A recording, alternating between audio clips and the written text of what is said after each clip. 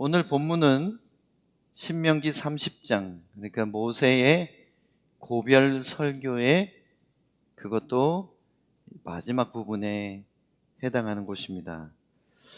이 신명기는 광야 40년 방황이 끝날 때 모압 평지에서 이제 약속의 땅이 바라보이는 요단강 건너 여리고가 보이는 그 땅에서 광야에서 태어난 사람들과 가데스 바네아 반역 사건 때 20세 미만이었던 사람들, 그러니까 거기 있는 사람들의 나이가 제일 많아봤자 30대 후반이에요. 사실 광야 방황은 40년이 아닙니다. 38년 6개월이에요. 그렇기 때문에 민수기에 20세 이하가 미만이 아니라 이하가 살았죠. 그래서 20세 이상은 광야에서 다 죽었어요. 20 플러스 지금 어떻게 됐습니까? 20 플러스 38. 그러니까 58세죠. 58세가 제일 많은 나이입니다. 58세가 제일 나이가 많고, 그리고 나머지는 광야에서 태어난 사람들, 1살부터 0세부터 시작해가지고 쭉 그 이후의 세대들이 앉아서 모세의 고별 설교를 듣고 있는 것입니다. 모세가 설교해야 될 이유는 무엇이었습니까? 거의 출애굽기에 받은 계명과 그것에 보태져서 더 많은 과거의 일들에 대한 회상들, 어떻게 광야를 지나왔는지에 대한 기록들을 다 나누고 있는데, 그 이유가 뭐냐면 광야 2세대들은 1세대들이 받은 말씀과 계명에 대해서 다시 들어야 될 필요가 있죠. 왜냐하면 처음 듣는 사람들도 많기 때문입니다. 그때 20세쯤 된 청년들은 기억하겠지만 10살부터 20살 그 정도는 기억할지 모르지만 그 10세 미만부터 해서 광야에서 태어난 40세까지 거의 30대 후반까지는 하나님의 계명과 말씀을 직접 듣지 못했기 때문입니다. 그래서 그들이 120살이 된 모세의 설교를 듣고 있는 것입니다. 자, 오늘 본문을 다시 한번 보겠습니다. 보라, 내가 오늘 생명과 복과 사망과 화를 내 앞에 두었나니. 이게 무슨 뜻이에요?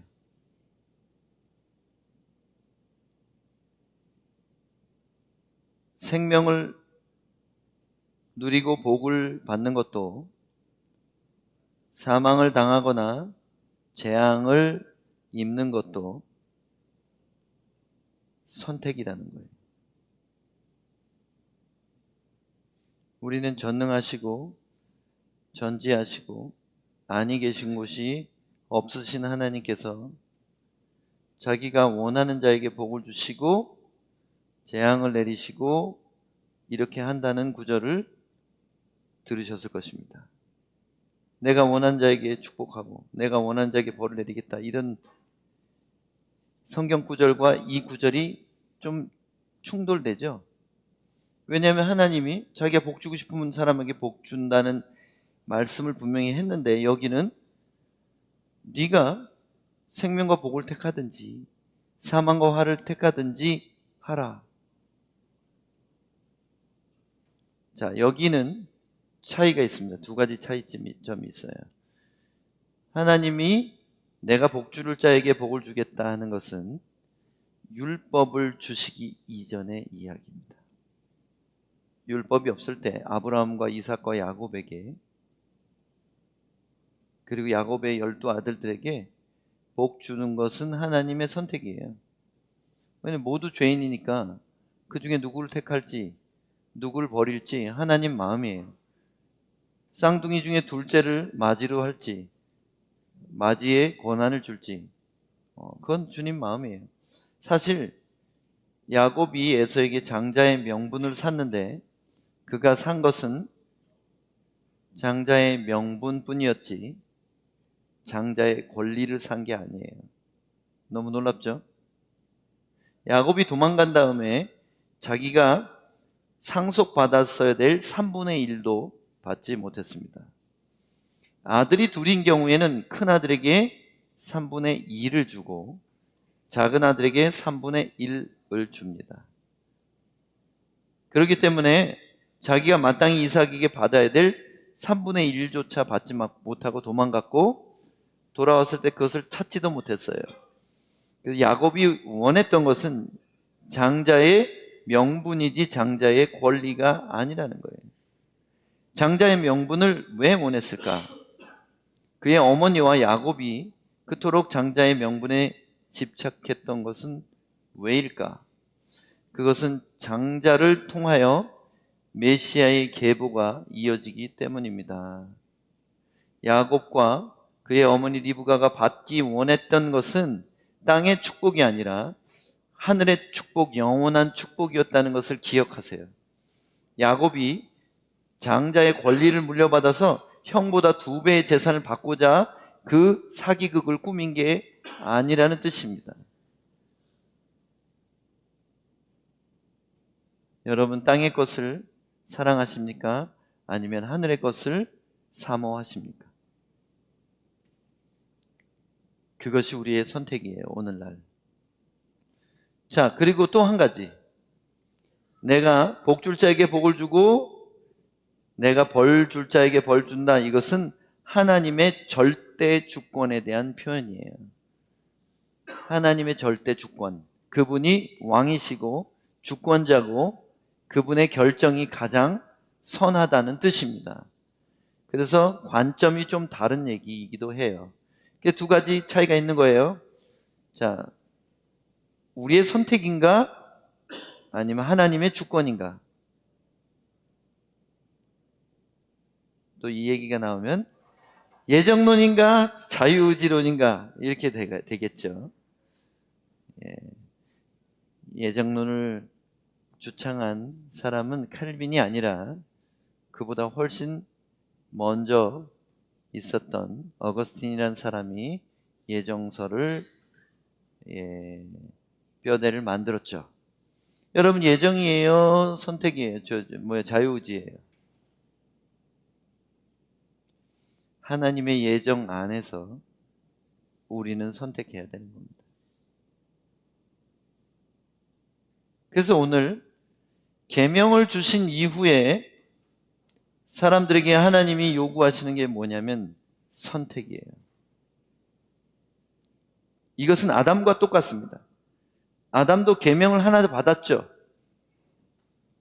이 동산 중앙에 있는 선악을 알게 하는 나무의 실과를 먹지 말라. 그리고 생명나무의 열매도 손대지 말라. 그 나머지 나무는 다 네가 손댈 수 있고 딸 수 있고 맛볼 수 있고, 이게 유일한 계명이었어요. 아담에게 주어진 계명. 계명을 주시고 선택할 수 있게 놔두셨다는 거예요. 만약에 아담아 부르는 이 목소리가, 하나님의 목소리가 열매에 손을 딱 댔을 때 들렸다면 어땠을까요? 한번 생각해 보세요. 왜 뒤늦게 나타나셨을까? 하나님이 뱀이 유혹하고 하와가 손을 딱 대서 딸라고 그럴 때 하와야 이렇게 하면은 정신이 번쩍 깜짝 놀라서 놨을 텐데 왜 다 따먹고 남편한테도 주고 이러고 나서 아담아 내가 어디 있느냐 이랬죠. 이 부분을 가지고 어떤 사람들은 하나님이 참 뭐 하다가 늦게 오셨나 안타깝죠. 근데 하나님은 우리의 삶을 하나님이 강제로 조종하기를 원치 않으시고, 반대로 하나님을 믿는 우리가 하나님께 선택함으로 순종하기를 원하신다는 거예요. 자, 이게 왜일까요? 그것이 바로 사랑이기 때문입니다. 사랑은 누군가의 강요에 의해서 어떤 행동을 하는 것이 아니라 내 안에서 기쁨과 사랑과 또 때로는 대가 지불의 아픔이 있을지라도 대상에 대한 사랑으로 순종하는 것, 이게 진짜 사랑이기 때문에 그렇습니다. 그래서 사실은 15절 다음에 16절에 정답이 나와 있어요. 곧 내가 오늘 내게 명령하여 내 하나님 여호와를 사랑하고 그 모든 길로 행하며 그의 명령과 규례와 법도를 지키라 하는 것이라. 보세요. 첫 번째 명령이 뭐예요? 모세의 첫 번째 명령. 내가 아는 모세를 말하고 오늘 내게는 2세대를 말하고 지금 설교 듣는 사람들을 말하고 하나님의 여호와를 사랑하라. 이게 제1명령이에요. 모세가 준 첫 번째 계명이라는 거예요. 하나님을 사랑하고 순종하는 것, 그의 모든 길로 행하며 그의 명령과 규례와 법도. 명령은 뭐예요? 그분이 우리에게 요구하신 거예요. 규례는 뭐예요? 그분이 정하신 명령에 대한 세부 지침이에요. 법도는 그분이 세우신 원리와 원칙을 말합니다. 이런 것을 깨달아서 지키라. 그러면 그 결과로 내가 생존하며 번성할 것이며 또 내 하나님 여호와께서 내가 가서 차지할 땅에서 내게 복을 주실 것입니다. 첫 번째 약속이 뭐예요? 율법을 계명을 잘 지키면 살고 자녀를 많이 두고 대대로 인구가 증가할 것이고, 그리고 인구만 늘어나는 게 아니라 그곳에서 풍성한 삶을 살게 될 것이라는 것입니다. 이 신명기의 말씀을 예수님이 자주 인용하셨어요. 왜 그럴까요? 구약 세대를 전체 통틀어서 이게 구약 세대를 반역 세대로 해석하고 새로운 약속이 오는 신약 세대를 새로운 계명의 시대로, 구원의 시대로 본다면 이 그림은 구세대 신세대가 아니라 구약과 신약에 관한 이야기로 해석할 수 있다는 뜻입니다. 그래서 이거를 좀 큰 그림으로 보면, 확대해서 보면 이렇습니다. 온 인류에게 주신 구원의 길이 너희 앞에 열려 있다. 예수를 선택하는가? 아닌가? 이것이 영원히 살고 영원히 죽는 결과를 가져온다. 그러나 선택은 너희 몫이다. 이겁니다. 하나님의 계명의 완성이시고 하나님께로 도달하는 유일한 길이시고 사람에게 주신 다른 이름은 없는 유일한 이름 예수라는 길을 가느냐 아니냐가 우리에게 주어진 선택이라는 것입니다. 예수라는 길을 간다는 것은 그가 주신 새 계명을 지켜서 그분이라면 살아가셨을 방식을 선택하며 살아가는 것입니다. 구약에서는 이 생명과 복을 단지 오래 사는 것과 부귀 영화를 누리는 것이라고 해석할 수 있다면 새 언약에서는 이 생명이 영원한 생명이요, 그 복은 그분의 자녀로서의 권세와 능력이라는 거예요. 그래서 신약적인 복은 뭐냐면 영생이고요, 하나님의 자녀로서의 권위와 능력이 신약적인 복이에요. 그래서 구약적인 복만을 구하는 신약 성도들이 있어요. 예수님 이후에 그리고 말세에 태어난 우리들이 만약 건강장수하고 이 땅에서 부자로 사는 것, 그것만을 복으로 여긴다면 그의 신앙은 새 언약에 아직 오지 못한 구약적인 구약적인 신앙이라는 것입니다. 오늘날 기독교의 여러 교파나 개교회들을 보면 복이라고 말하면서 그것만 얘기하는 교회들이 있어요. 생활 형편이 나아지게 되는 것, 일이 잘 풀려가는 것, 마귀의 시험에서 벗어나고 건강이 좋아지고 사업이 잘 되고 이런 것만을 생각하는 그런 교회나 교파가 있다면 크게 잘못된 겁니다. 그래서 오늘 이 부분에 대해서 여러분에게 하나님의 계시가 있기를 축복합니다. 그러나 내가 만일 마음을 돌이켜 듣지 아니하고 유혹을 받아 다른 신들에게 절하고 그를 섬기면 내가 오늘 너희에게 선언하노니 너희가 반드시 망할 것이라. 너희가 요단을 건너가서 차지할 땅에서 너희가 금방 죽을 것이다.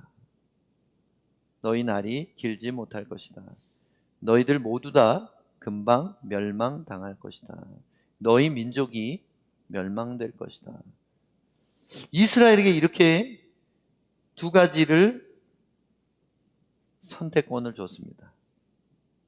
근데 그 선택은 이스라엘이 하는 거고 그 선택을 잘못해서 결국 587년 BC 587년에 남유다까지 나라가 완전히 멸망되고 사라져버렸습니다. 그리고 1948년도에 비로소 본토로 돌아온 사람들이 기적 같은 인류 역사에서는 찾아볼 수 없는 독립을 하게 된 거예요. 이것이 종말의 가장 큰 사인 중에 하나입니다. 무화과 나무 잎사귀가 연하여지고 무성해지면 여름이 가까운 줄 안다 하셨습니다. 무화과 나무는 이스라엘을 말하는 거예요. 무성하고 잎사귀가 많아졌죠. 지금 본토에. 자, 이제 우리는 끝에 와 있습니다. 여러분 뉴스를 보고 계시는지 모르겠지만 지금 기후 위기는 더 이상 사람들이 컨트롤할 수 없는 지경에 도달했습니다. 그래서 어떤 사람은 지구가 7년 남았다고 말하는 사람이 있고 어떤 조금 더 유하게 말하는 사람은 77년 남았다고 말합니다. 7년이든 77년이든 얼마 남지 않는 것만은 확실합니다. 지금 전대에 보지 못했던 일이 일어나고 있습니다. 2023년이 지구 역사상 가장 뜨거웠던 해였습니다. 근데 올해 그 기록을 깰 수도 있다고 합니다. 홍수는 세계 각국의 여러 나라에 동시다발적으로 오고 있습니다. 마치 노아의 때처럼 홍수가 너무 심해가지고요. 나라마다 정말 이재민이 속출하고 있습니다. 태풍도 예전에 그런 태풍은 귀여운 편에 속합니다. 요즘에 나오는 태풍은 그냥 백화점 하나가 1초 만에 없어지더라고요. 주차장에 CCTV에 찍혔는데 미국에서 백화점이 아무 평지가 돼버려요. 태풍이 그냥 통째로 뽑아가지고 들고 날아가는 거예요. 바람의 힘이 이전에 관측된 태풍보다 8배에서 10배짜리가 온답니다. 이제 지진도 더 큰 것이 올 것입니다.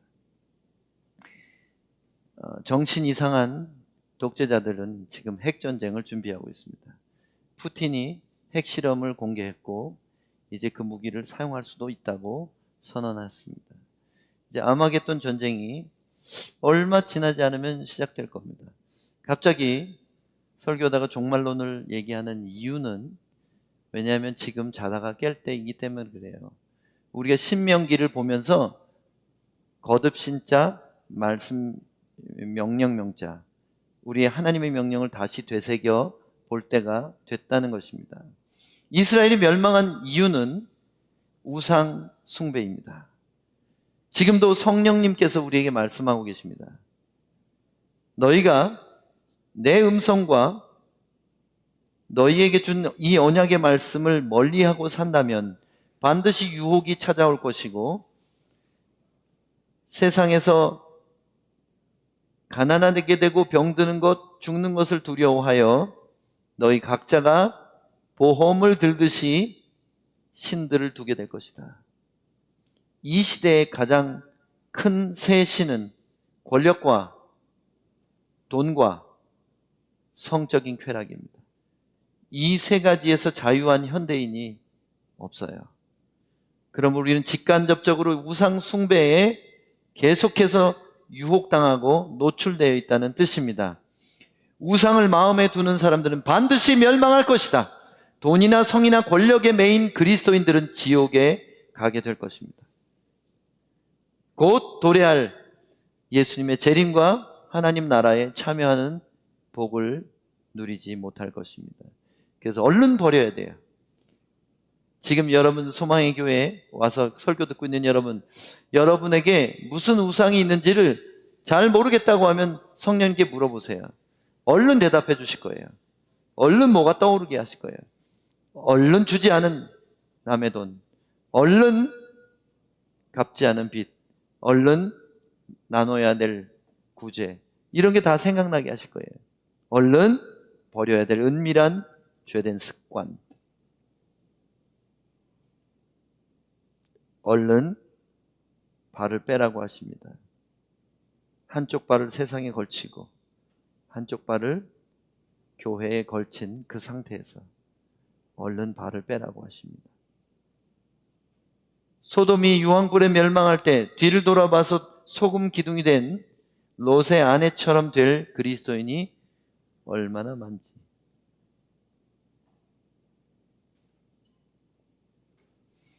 노아가 곧 비가 온다고 말했을 때 농담으로 여긴 사위들처럼 심판에 관한 이야기를 비웃는 그리스도인들이 얼마나 많은지. 여러분, 여기 모세가 준 이 계명은 두 번째 모세이신 예수 그리스도께서 확증하셨습니다. 이제 멸망의 날이 멀지 않습니다. 19절, 내가 오늘 하늘과 땅을 불러 너희에게 증거를 삼노라. 내가 생명과 사망과 복과 저주를, 앞에는 생명과 복, 사망과 저주 이렇게 묶었죠. 좋은 것끼리 묶고 나쁜 것끼리 묶었어요. 근데 생명과 사망, 그죠? 그 다음에 복과 저주, 이거를 1대1로 대입시켰습니다. 내 앞에 두었은즉 너와 내 자손이, 여기서는 아까 너만 얘기했는데 이제 자손 얘기까지 합니다. 너와 내 자손이 살기 위하여 생명을 택하고, 앞에서는 네가 택하라 그랬는데 여기서는 제발 생명을 택하라 말씀하고 계십니다. 선택하라고 하십니다.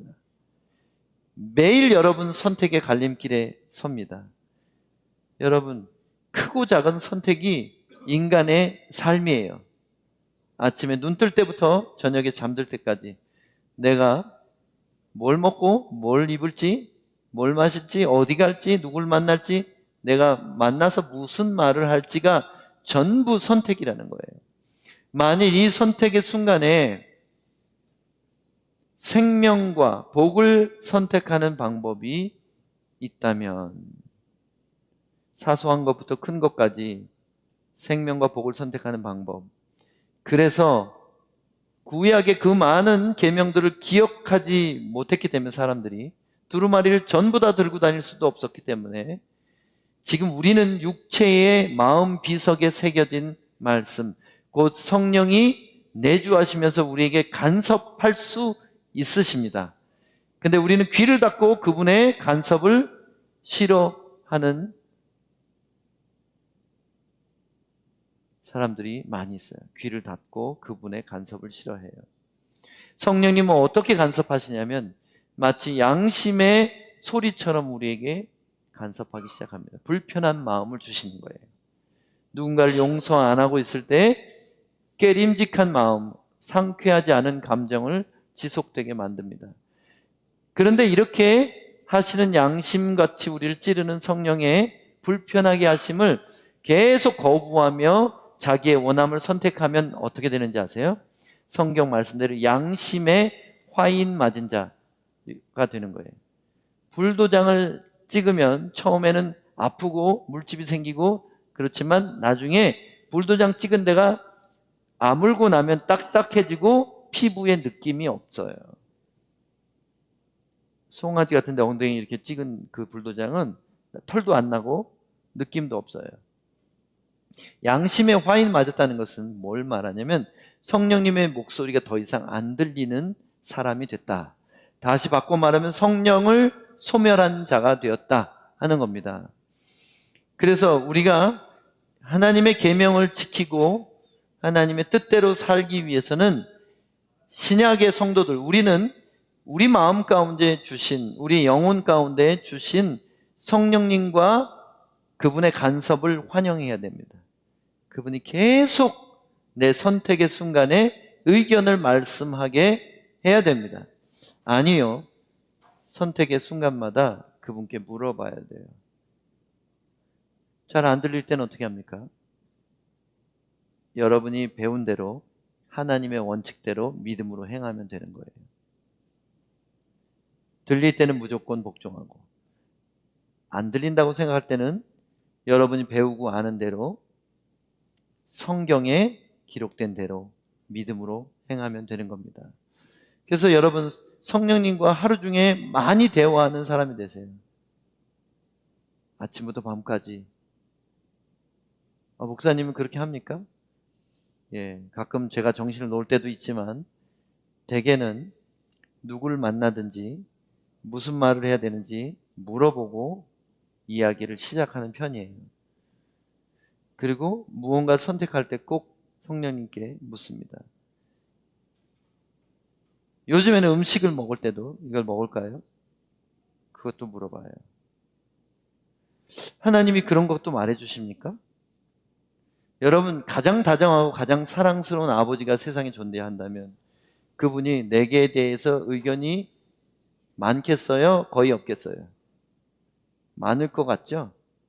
내게 대한 의견이 많을 것 같죠. 더군다나 그분이 내게 뭐가 좋은지 나쁜지를 가장 잘 아는 분이라면 어떻겠어요? 사실 성령님과 동행한다는 것은 성령님의 사랑의 잔소리를 즐기면서 하는 게 되는 겁니다. 그것이 성령님의 기뻐하시는 일이에요. 매일 우리가 선택할 때 나의 원함대로 내 옛사람의 성향대로 선택을 할 것인가? 아니면 예수님이라면 하셨을 그 선택을, 그리고 그분이 가셨을 그 길로 갈 것인가? 이게 오늘 우리에게 주어진 선택이라는 것입니다. 살기 위하여 생명을 택하고 20절 내 하나님 여호와를 사랑하고 그의 말씀을 청종하며 또 그를 의지하라. 앞부분에는 없었던 이야기가 나오죠. 사랑하고 계명을 지켜라만 있었는데 뒤에는 더 강화됐어요. 그분을 의지하라. 그는 내 생명이시요 내 장수이시니 여호와께서 내 조상 아브라함과 이삭과 야곱에게 주리라고 맹세하신 땅에 내가 거주하리라. 이것을 신약적인 관점으로 다시 해석하면 내 믿음의 조상들에게 주리라고 한 천국을 내가 들어가 살 것이다. 어떻게 하면?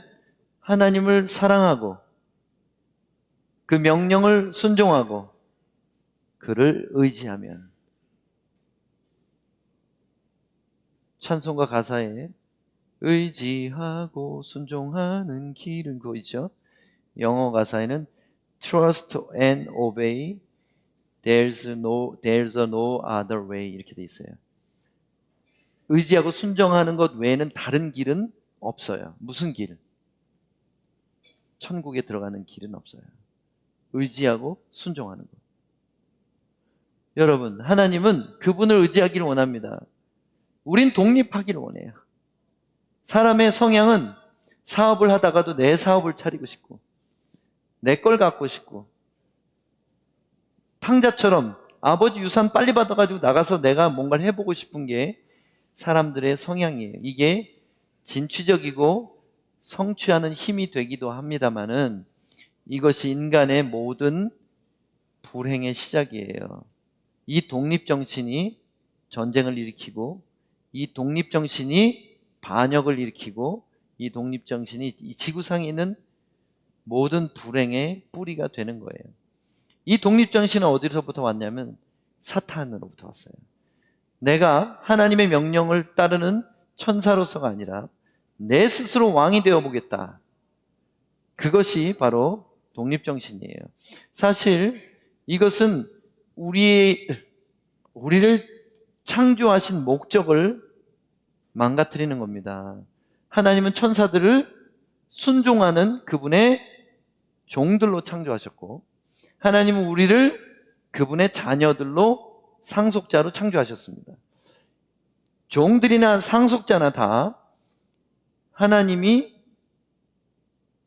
주시는 범위 안에서, 명령의 범위 안에서 살아갈 존재로 지음받았어요. 그럼 우리가 만약 나는 그거 싫어, 나 혼자 하고 싶어 할 때는 뭐가 되냐면 이것이 필연적으로 반역이 되는 거예요. 그래서 하나님은 어린아이 같지 않으면 천국에 못 간다 그랬어요. 어린아이의 특징 중에 뭘 말한 거냐면 부모를 의존하는 거, 의지하는 걸 얘기하는 거예요. 그래서 여러분 천국에 가기 위해서는 뭘 하든지 다 물어보시고, 뭘 하든지 그분을 힘입어하고, 뭘 하든지 상의하고, 뭘 하든지 말씀하시면 무조건 복종하는 것을 일생을 통해서 끊임없이 연습하셔야 됩니다. 그래야지 여러분이 그 나라에 넉넉하게 들어가게 될 것입니다. 하나님을 사랑하고 그의 말씀을 성령의 음성을 통해서 또는 기록된 말씀을 통해서 듣고 순종하여 하나님만을 의지하는 삶을 살 때 하나님이 약속하신 자녀의 권세와 능력을 이 땅에서부터 누리고 영생의 신비를 지금부터, 영생 안에는 평안과 기쁨과 그 놀라운 능력을 지금부터 맛보게 되게 하신다는 것입니다. 그리고 그날이 오면 반드시 약속된 땅, 천국에서 영원히 살게 될 것이라는 것입니다. 말씀을 좀 정리해 보면, 이 땅에서 하나님의 생명력을 받고 보호와 공급을 누리려면 하나님을 사랑하고 그 계명을 지켜야 됩니다. 이것이 오늘 본문의 내용이죠. 그런데 구약 이스라엘 성도들은 모세를 통해 주신 계명들을 지켜서 생명과 복을 누렸다면, 이 시대에 우리는 예수님께서 완성하시고 주신 새 계명을 지켜서 더 높은 차원의 생명과 복을 누릴 수 있습니다. 이것은 영적인 복을 말해요. 그런데 영적인 복을 받는 사람은 육적인 필요에 대해서도 하나님이 반드시 채워주신다는 거예요. 먼저 그 나라와 그 의를 구하라. 그리하면 이 모든 것을 너희에게 더하시리라. 그런데 이 모든 것만을 구하는 사람들은, 구약적인 복만을 구하는 사람들은 영적인 복을 잃어버릴 수 있다는 것을 얘기하는 거예요. 그래서 우리의 삶의 우선순위는 뭐예요? 하늘의 복, 영원한 복을 우선으로 삼아야 이 땅에서도 우리의 필요들을 만나주시는 거예요. 계명을 지키는 것은 구약 성도들이 한 것처럼 두려움 가운데 지켜야 되는 것이 아니에요.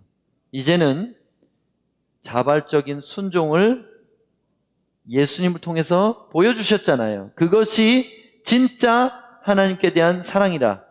억지로 두려워서 순종하는 것은 사랑이 아니라 십자가를 자발적으로 지는 내 모습이 바로 하나님께 대한 온전한 사랑이다. 이것을 예수님이 보여주신 그 이후에 우리는 태어났어요. 그래서 우리는 어떤 신앙생활을 하든지 자발적인 순종으로 해야 돼요. 기도도, 금식도, 구제도, 헌금도 다 자발적인 순종으로 해야 됩니다. 구약에는 없던 가르침이 있죠. 뭐가 있어요? 하나님은 인색하거나 억지로 내는 것을 안 받으시고 즐겨내는 자들을 사랑하시느냐. 새로운 율법이에요. 구약엔 이런 얘기가 없어요. 그냥 내라 말라 그 얘기만 해. 안 내면 벌 받는다. 내라 이렇게 그렇게만 돼 있어요. 근데 신약은 어때요? 이젠 더 이상 두려움 때문에 하나님을 섬기는 자들이 되어서는 안 됩니다. 사랑하기 때문에 기꺼이 순종하고 희생할 수 있는 것입니다. 하나님을 믿는 것이 수동적인 상태라면 사실은 하나님이 마음에 합한 순종은 불가능해요. 신앙생활을 수동적으로 하는 사람들, 마지못해 하는 사람들, 예배 나오는 것도 억지로 하고 기분 아니면 안 하고, 누구하고 화해해야 될 일도 계속 버티고 있고, 이것은 순종이 아니에요. 이거는 혼날 것 같으면, 하나님의 책망이 임할 것 같으면 그냥 억지로 하는 상태입니다. 선택하고 실행하는 믿음이 우리에게 약속의 땅인 천국에 들어가게 하는 믿음이에요. 선택이 얼마나 중요한지 하나님이 다 알아서 해주실 거예요. 이것은 예정론도 아니에요. 운명론이에요. 성경적인 예정론은 운명론이 아닙니다. 모든 게 정해져 있는 게 아니라는 거예요. 오늘 내가 하는 행동이 나의 운명을 바꿀 수도 있는 게 성경의 또한 가르침이에요. 하나님의 주권은 하나님께 맡기세요. 하나님의 주권을 왜 우리가 가져와서 왈가왈부를 할 필요가 있어요? 하나님의 주권이나 예정은 하나님 거예요. 우리가 상상도 못할 것이고 건드릴 수도 없는 거예요. 우리에게 주어진 건 뭐예요? 내가 네 앞에 뒀어. A야 B야 빨강이야 파랑이야 네가 잡아.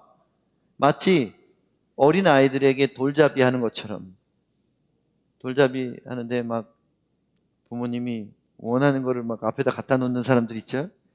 그거는 좀 반칙이죠. 애가 장난감 집으려고 그러니까 치우고 연필 갖다 놓고. 부모님이 원하는 거죠. 사실 그러나 하나님은 우리에게 우리가 선택할 힘을 주셨습니다. 그러나 그분이 뭘 바라시는지는 말씀하셨어요. 하나님은 나의 외적인 신분이나 직업이나 재능이나 성취가 아니라 오직 그분과의 관계만을 중요시 하신다. 근데 교회 다니는 사람도 이렇지 않은 것 같아요. 교회 다니는 사람도 신분이 중요하고 더 나은 직업을 위해 노력하고 재능이 경쟁에서 이겨야 되고 내가 성취하는 것이 하나님께도 영광이라고 생각합니다. 그렇다면 세리와 창녀들은 다 죽어야 되겠네. 마약 중독자들이나 장애인들은 다 죽어야 되겠네. 저주받은 인간들이니까. 아니요. 길거리 사는 사람이든지 못 배웠든지 사람들이 멸시하는 상태에 있는 사람이든지 하나님을 사랑하고 하나님을 순종하기로 결정하면 그 사람을 천국으로 데려가십니다. 거지 나사로의 비유를 기억하시죠? 누가 낙원에 갔습니까? 나사로가 갔어요. 거지 나사로. 마리아의 오빠 나사로 말고 거지 나사로의 비유가 있잖아요. 그죠?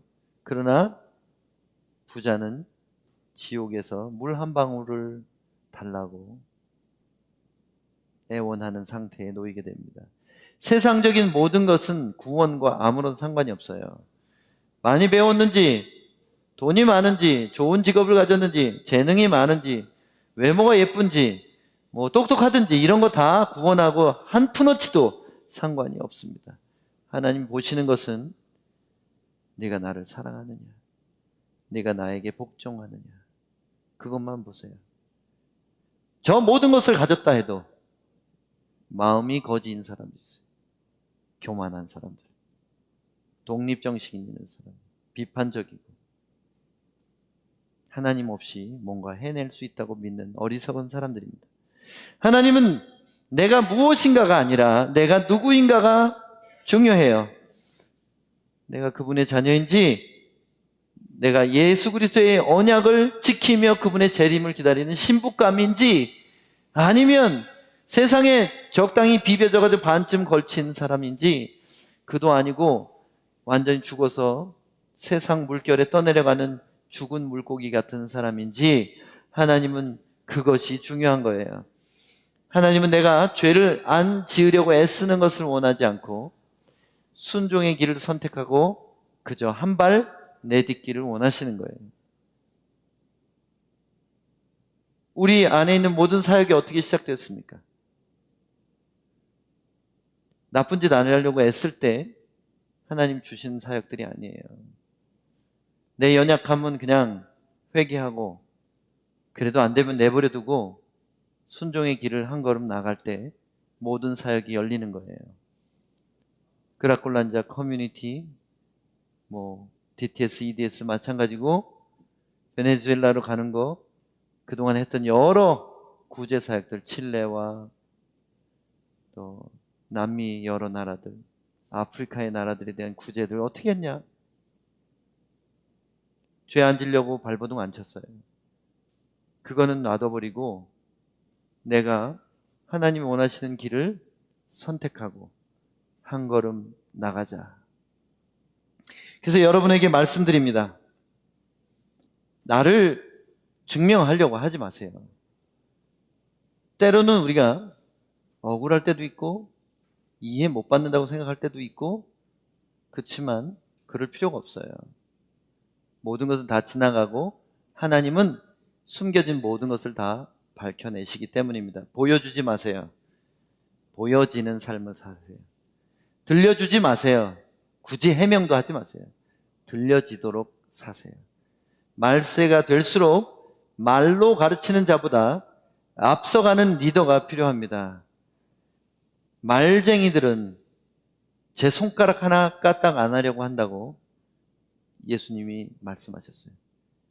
바리새인 같은 말 잘하는 리더를 따라갈 것이냐, 아니면 여기가 길이라고 말하고 자기가 먼저 뛰어드는 첫 번째 펭귄 같은 리더가 될 것이냐. 앞에 막 범고래들이 막 펭귄 잡아먹으려고 막 수영하고 있는데, 문제는 뭐냐면 펭귄들이 배고파요.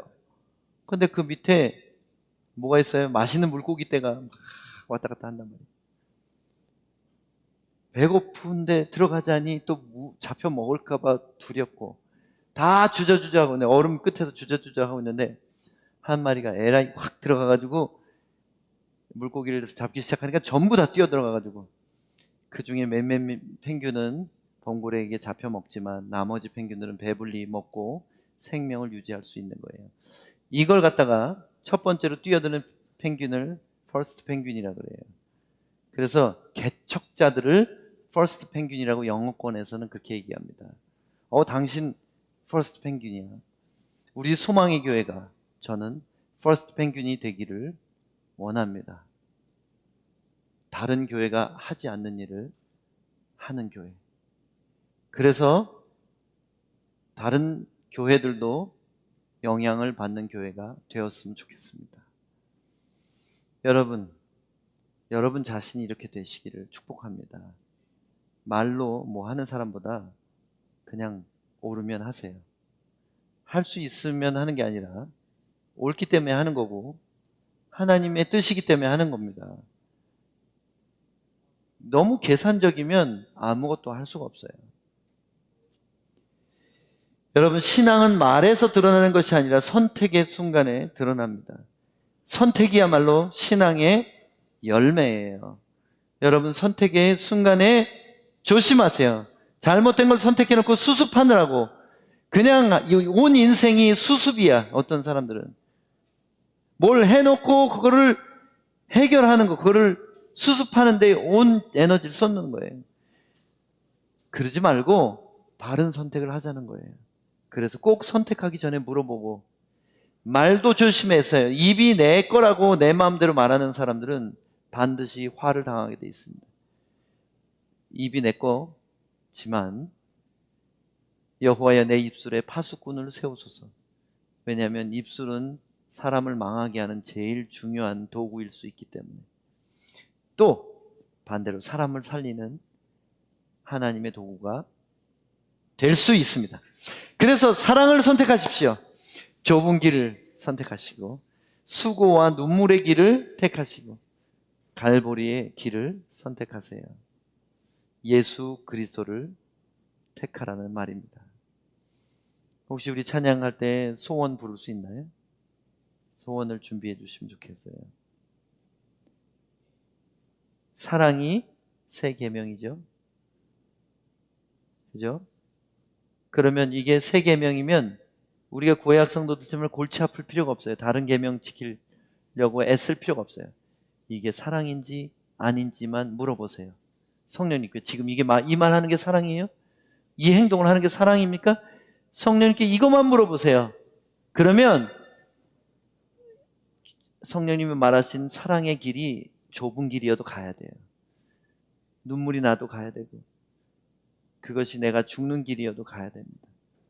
이것이 바로 아버지께로 가는 유일한 길인 예수 그리스도를 선택하는 방법입니다. 만약 이렇게 하는 삶이 된다면 영원한 생명과 복을 이 땅에서부터 저 하늘까지 계속해서 누리게 될 것입니다. 여러분, 선택을 조심하세요.